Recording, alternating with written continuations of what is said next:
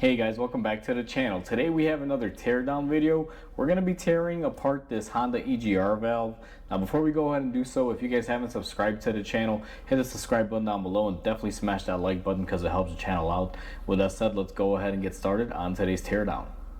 So we have our valve on our bench and we are going to do the best to try to tear this apart and show you the pieces in here.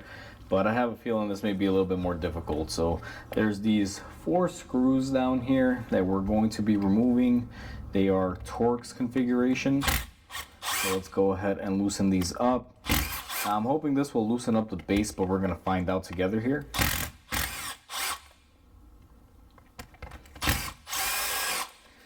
So with those 4 loosened up, now I was hoping it would open up everything, but there are these little nuts that are on the inside here, so I'm going to have to try to hold these in there. Now I'm gonna just try to hold one with my finger, see if that's enough to let it loosen up. So we're able to get that one off. Let's try this one. That one should be able to come off.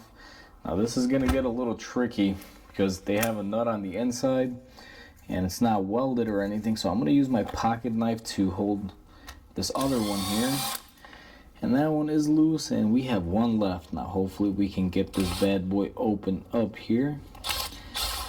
Now that we have everything unscrewed, you will see that there are these little nuts and washers on the inside that basically attach to keep everything into place. That is definitely a lot of work to try to install this. So I wonder how they're doing this on a manufacturing scale. Now it looks like this piece here would have to separate, and I thought unbolting it would cause it to separate here. So I believe I am missing something. Now one of these did not come off all the way. See if I can just push that out and take that off. And for the most part, I would think that would be it, but I have a feeling the reason why I'm not going to be able to separate it is because that valve right there, I believe that that is also holding it together. So I'm going to hit this a couple times, see if I can get it off, and I'll be right back with you guys. So I took my little hammer, and I don't want you guys to miss the action, so it appears that if I were to hit this, it will come apart.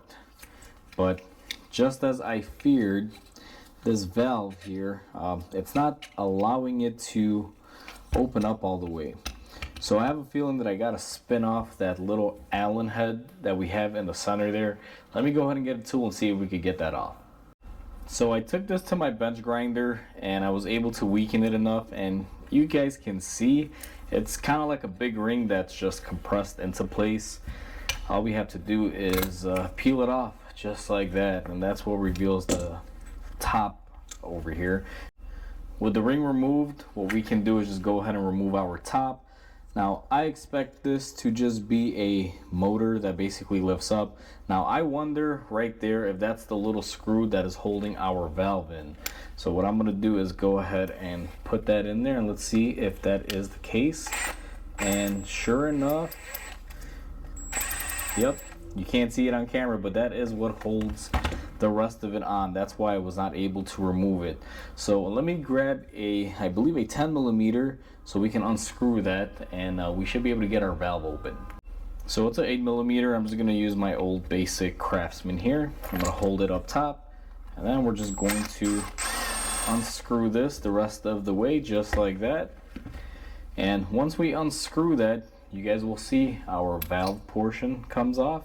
Almost very similar to a engine valve stem, but not quite. And then up here, we're going to go ahead and we have our nut that was holding it in place with a little crush washer. And then we have the remainder. This looks like it's a spacer, and it's also made of iron. And this is our spring to return the valve up, and what seems to be a little positioner for you know, the valve in there. It kind of helps keep it in place. Now the rest of this here on the sides, I would want to tear into it a little bit more, but I have a feeling we're not going to be able to. But I believe the sides of this is just one big copper field, and since this is made out of pure iron, there's a nice weight to it. This is basically what gets lifted and released when it activates. Now let's see if we can get this bottom portion off. which we should be able to, and it looks like we're going to have a gasket on here. This almost feels like a piece of felt. Let's see if we can go ahead and remove that. Now this gasket is kind of brittle. I have a feeling that it's pretty much been worn down through all the ignition cycles of it getting hot and cold. This valve has a tendency to get very, very hot, works under strict pressures. Now this right here is just one solid chunk, and I don't believe we can really take this further more down here because I don't think she'll open up easily. But let's see if we can pry up this plate. Maybe that'll give us some sort of visual reference as to what we have here, but I have a good idea. It's just going to be just like everything else, a bunch of copper coils in here.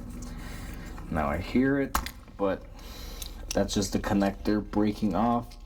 I don't believe this top plate is going to go off, but in here all we have is basically a bunch of windings. It's a copper coil.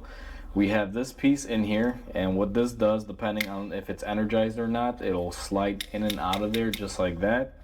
And our valve assembly is attached to that piece. So what basically happens is when this is all attached in through here, and it's one piece, as this gets energized, it'll basically pull it up and close it depending on what the computer is requesting. So all in all, very basic, but also I'm very amazed. This is a really good design. They pretty much made this like a valve. Now I can see this only having one issue, and that would be this valve carboning up like this and not being able to clean it. And in fact, that is the reason why this thing failed. This valve was stuck all the way open, the car came in, and it was running horribly. So that fact alone is why this failed. You can even see a little bit of wear on the valve portion. So all in all, that's how your EGR valve works.